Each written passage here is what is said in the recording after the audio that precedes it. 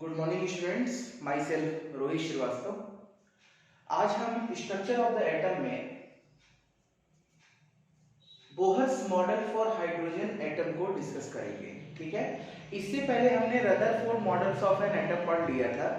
Rutherford model of an atom का drawback क्या था, उसी ड्रॉबैक को बताने के लिए बोहर्स ने अपना मॉडल दिया हाइड्रोजन एटम के रिस्पेक्ट में। रदरफोर्ड्स मॉडल का ड्रॉबैक क्या था कि उन्होंने could not explain the stability of an atom. पहला ड्रॉबैक तो यही था कि उन्होंने एटम की स्टेबिलिटी के बारे में नहीं बताया था। उन्होंने क्या कहा कि अगर इलेक्ट्रॉन अपने ऑर्बिट पर घूम रहा है तो वो अपनी एनर्जी को रेडिएट करते हुए एक समय ऐसा आएगा कि वो न्यूक्लियस में जाकर कोलैप्स हो जाएगा। लेकिन ऐसा तो होगा नहीं, क्योंकि उस तरह से एटम जो है स्टेबल नहीं होगा। ठीक है, उन्होंने इसको एक्सप्लेन नहीं कर पाया। सेकंड पॉइंट उन्होंने क्या कहा कि could not arrangement of electrons at extra nuclear part, मतलब उन्होंने अरेंजमेंट ऑफ इलेक्ट्रॉन्स को भी नहीं बता पाया जो एक्स्ट्रा न्यूक्लियर पार्ट पर थे। ठीक है ना, तो ये दो ड्रॉबैक थे रदरफोर्ड के, जिसको अच्छी तरह से एक्सप्लेन करने के लिए बोहर्स ने अपना मॉडल दिया हाइड्रोजन एटम के रिस्पेक्ट में। उन्होंने क्या कहा, आइए हम इसे देखते हैं। फर्स्ट पॉइंट उन्होंने कहा है कि an electron in the hydrogen atom can move around the nucleus in a circular path of fixed radius and energy. यानी जो भी इलेक्ट्रॉन एक हाइड्रोजन एटम के, हाइड्रोजन एटम का मतलब एटॉमिक नंबर 1, ठीक है ना, उसके अराउंड, न्यूक्लियस के अराउंड अगर एक सर्कुलर पाथ पर मूव कर रहे हैं तो उसकी एक फिक्स रेडियस है और एनर्जी भी फिक्स है। यानी फिक्स रेडियस और फिक्स एनर्जी लेकर ही वो उस सर्कुलर पाथ या उस ऑर्बिट पर मूव कर रहे हैं। ठीक है, दीज पाथ आर कॉल्ड, हम उस पाथ को क्या बोलते हैं, ऑर्बिट या एनर्जी लेवल। उस स्टेशनरी पाथ को हम क्या बोलते हैं, ऑर्बिट या एनर्जी लेवल। ठीक है ना। नेक्स्ट पॉइंट हम देखेंगे, these orbits are arranged concentrically around the nucleus. जैसे ये हमारा न्यूक्लियस है, तो इस ऑर्बिट पर, ये जो आप देख रहे हैं सर्कुलर पाथ, इसी को हम ऑर्बिट कहते हैं। इसी पर जो इलेक्ट्रॉन है इस पर मूव करते हैं ना, क्लॉकवाइज और एंटी क्लॉकवाइज, और ये है बीच में आपका न्यूक्लियस। ठीक है। Second point, as long as an electron remains in a particular orbit it does not lose or gain energy and its energy remains constant।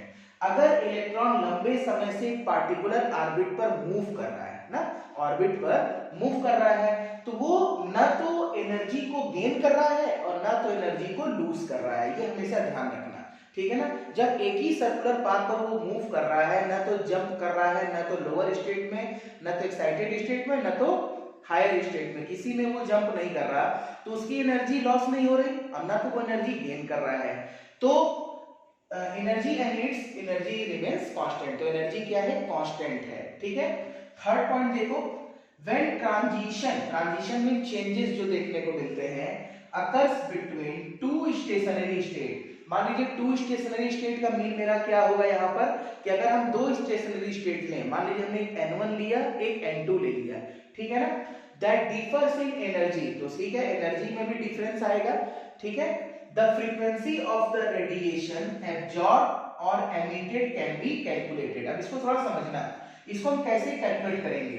जैसे ये हमारा न्यूक्लियस है, अगर इलेक्ट्रॉन इस शेल से जंप करके इस सेल पर जाता है या इस सेल से जंप करके इस ऑर्बिट पर जाता है, मेरा जंप करने का मतलब क्या है कि उसको अलग से एनर्जी प्रोवाइड की जा रही है ना।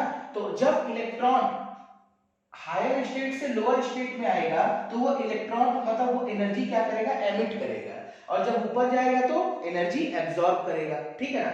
ऊपर जाने का मतलब क्या है, lower state to higher state. ठीक है ना। और हम एनर्जी भी कैलकुलेट कर सकते हैं, अगर हम N1 माना और N2 माना तो N2 माइनस N1 कर लिया, फाइनल माइनस इनिशियल करके हम कैलकुलेट करने की कितनी एनर्जी एमिट किया और कितनी एनर्जी एब्जॉर्ब किया। ठीक है।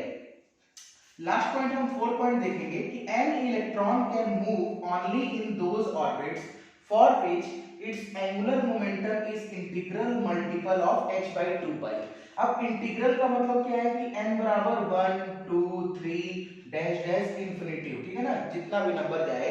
और इसका जो h/2 जो फॉर्मूला होता है वो होता है mvr = nh/2 यानी mass into velocity into radius.